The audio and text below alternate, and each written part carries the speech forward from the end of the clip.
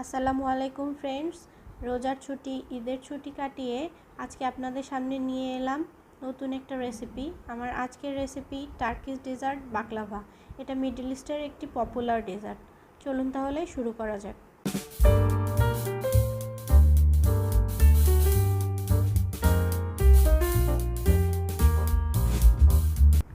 Baklava তৈরির জন্য আমাদের লাগছে 25 গ্রাম পেস্তা বাদাম, 25 গ্রাম কাঠবাদাম। পেস্তা বাদাম এবং কাঠবাদামগুলোকে আলাদা আলাদা করে ব্লেন্ডারে গুঁড়ো করে নিতে হবে। এবং লাগছে 100 গ্রাম বাটারটা গলিয়ে নিতে হবে। আর মেইন যেটা উপকরণ সেটা হচ্ছে পেস্ট্রি শিট। এটা সমুচা শিটও আমরা নিতে পারি। পেস্ট্রি শিটটা যেই বলে আমরা সেট করব সেটা শেপে কেটে নিতে হবে। এখানে 500 গ্রাম পেস্ট্রি শিটের পুরোটাই লেগেছে, শুধুমাত্র কেটে নেওয়ার পরে সাইডের বেঁচে যাওয়া অংশটুকু রেখে দেওয়া হয়েছে। এটা পরবর্তীতে আমরা অন্য কাজে ইউজ করতে পারব।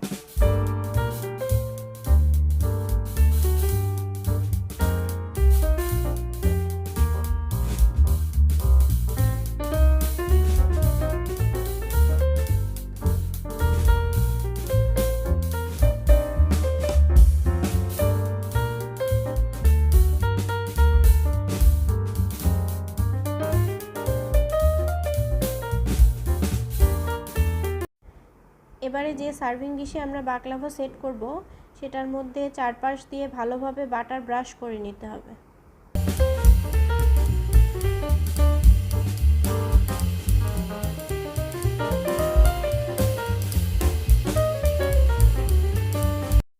বাটার ব্রাশ করা হলে উপরে একটি পেস্ট্রি শিট বিছিয়ে নিতে হবে। আবার উপরে আরেকটি পেস্ট্রি শিট বিছিয়ে নিতে হবে। দুটো পেস্ট্রি শিট বিছিয়ে ভালোভাবে উপর দিয়ে আবার বাটার ব্রাশ করে নিতে হবে।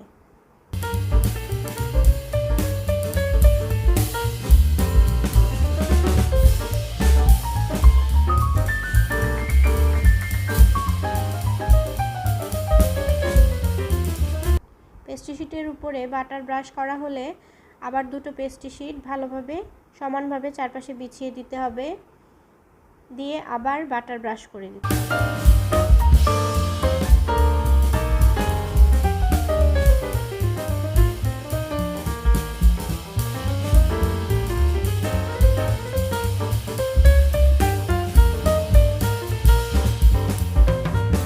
বাটার ব্রাশ করে উপরে দুটো পেস্ট্রি শিট আবার বিছিয়ে নিতে হবে। এভাবে 250 গ্রাম পেস্ট্রি শিট পুরোটাই 2 লেয়ার করে পেস্ট্রি শিট দিয়ে বাটার ব্রাশ করে করে বিছিয়ে দিতে হবে।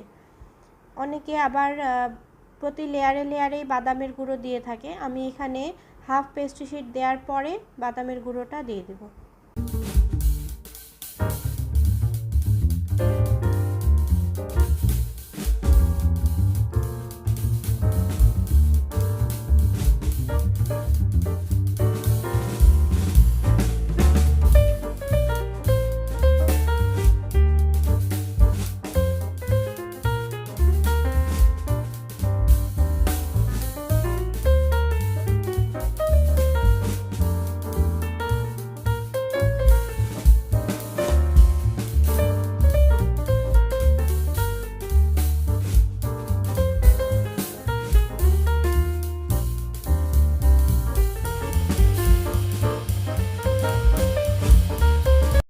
আড়াইশো গ্রাম পেস্ট্রি শিট 2 লেয়ার করে দেওয়ার পরে উপরে বাটার দিয়ে ভালোভাবে ব্রাশ করে নিতে হবে।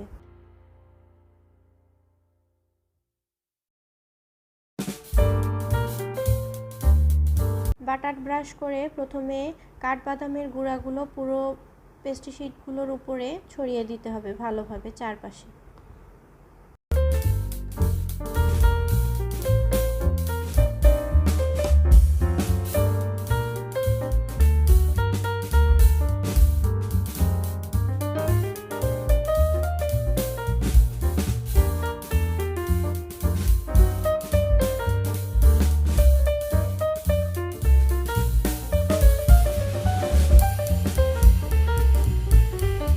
কাঠবাদামের গুঁড়ো ছড়িয়ে দেওয়ার পরে উপর থেকে আবার পেস্তা বাদামের গুঁড়ো ছড়িয়ে দিতে হবে। অনেকে শুধুই পেস্তা বাদাম ইউজ করে, অনেকে শুধু কাঠবাদাম ইউজ করে, আবার অনেকে মিক্স বাদাম ইউজ করে। আমি পেস্তা বাদাম আর কাঠবাদাম দুটো ইউজ করেছি।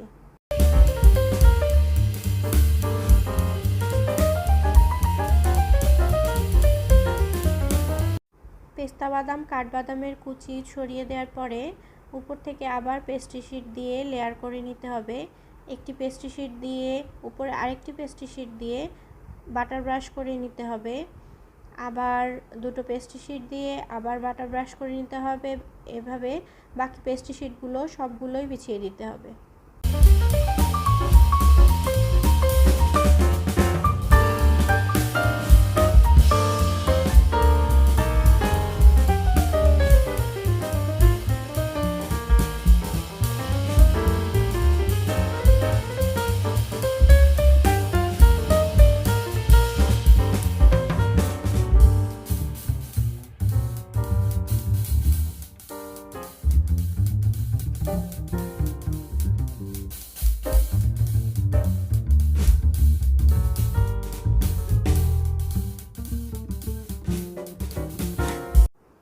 লেয়ারগুলো দেওয়ার সময় বাটার ব্রাশ করার সময় খেয়াল রাখতে হবে চারপাশে যেন সমানভাবে বাটারগুলো ছড়িয়ে দেওয়া হয়। বাটারগুলো যত বেশি পরিমাণে দেওয়া হবে লেয়ারগুলো তত সুন্দরভাবে কেটে নেওয়া যাবে।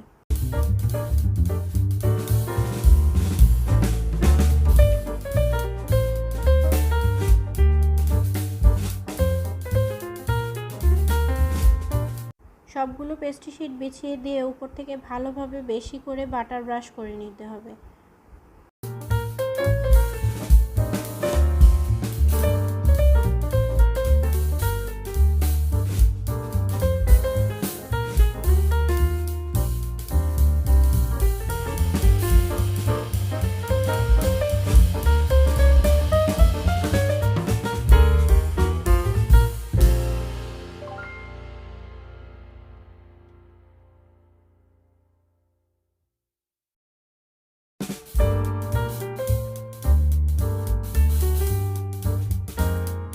বাটার ব্রাশ করা হলে একটি ধারালো ছুরি দিয়ে পছন্দ মতো শেপে বাকলাভাগুলো কেটে নিতে হবে।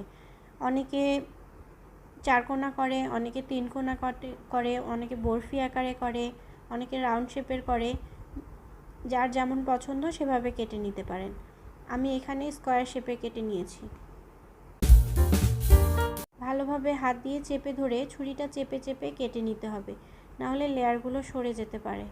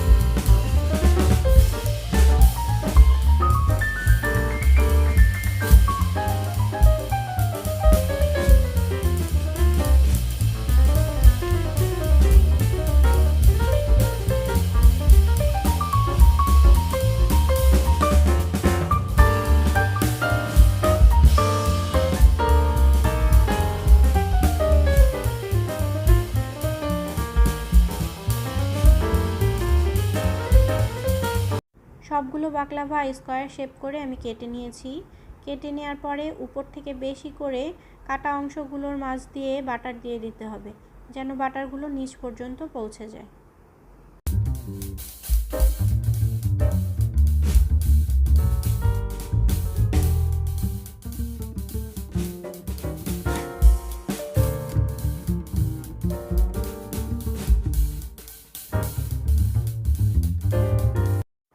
বাটার ব্রাশ করে নেওয়ার পরে মাইক্রো ওভেনের কনভেকশন মোডে 150 ডিগ্রি সেলসিয়াস তাপমাত্রায় 30 থেকে 40 মিনিট বেক করে নিতে হবে।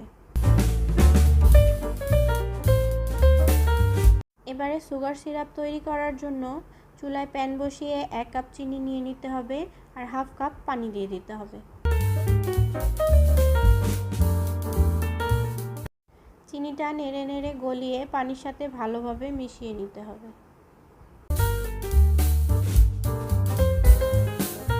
পানির মধ্যে দিয়ে দিতে হবে 2 স্লাইস লেবু, এতে চিনির শিরাটা জমাট বাঁধবে না।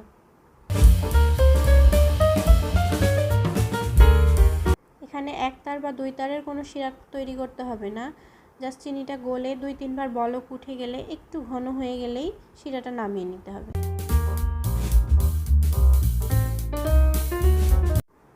30 মিনিট পর আমি বাকলাভাটা মাইক্রোওভেন থেকে বের করে নিয়েছি। দেখুন কত সুন্দর কালার এসেছে এবং উপর থেকে অনেক সুন্দর ক্রিস্পি হয়েছে। এবার বাকলাভার উপর থেকে সুগার সিরাপগুলো ঢেলে দিতে হবে।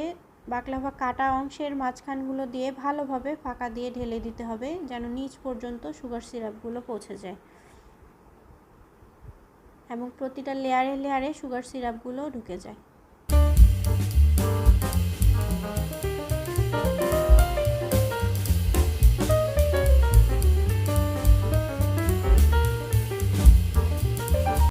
দেখার সৌন্দর্যের জন্য পেস্তা বাদামের গুঁড়ো বাকলাভার উপর দিয়ে পছন্দ মতো ছড়িয়ে সাজিয়ে নিতে হবে। এটা অপশনাল, এটা না করলেও কোনো সমস্যা নেই।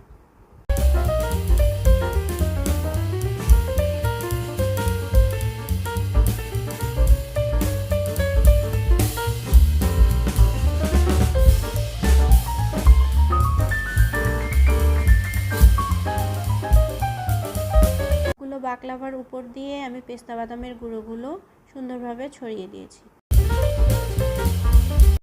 তৈরি হয়ে গেল মজাদার টার্কিশ ডেজার্ট বাকলাভা।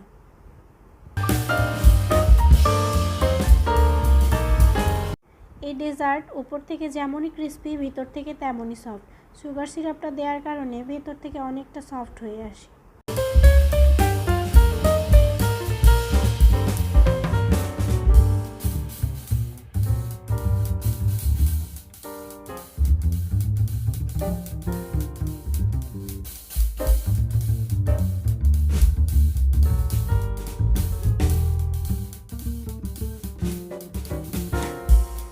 এখানে আমি 1 পিস বাকলাভা উঠিয়ে দেখাচ্ছি। দেখুন উপরটা কি সুন্দর ক্রিস্পি আছে আর ভিতরে প্রতিটা লেয়ারে চিনির শিরা ঢুকে সফট হয়ে গিয়েছে। আশা করছি আমার আজকের রেসিপি আপনাদের ভালো লাগবে, আর ভালো লাগলে অবশ্যই বাসায় ট্রাই করবেন। আমার রেসিপিগুলো যদি আপনাদের ভালো লাগে প্লিজ সাবস্ক্রাইব করে আমার পাশে থাকবেন। নতুন রেসিপি নিয়ে হাজির হব খুব শীঘ্রই। আল্লাহ হাফেজ।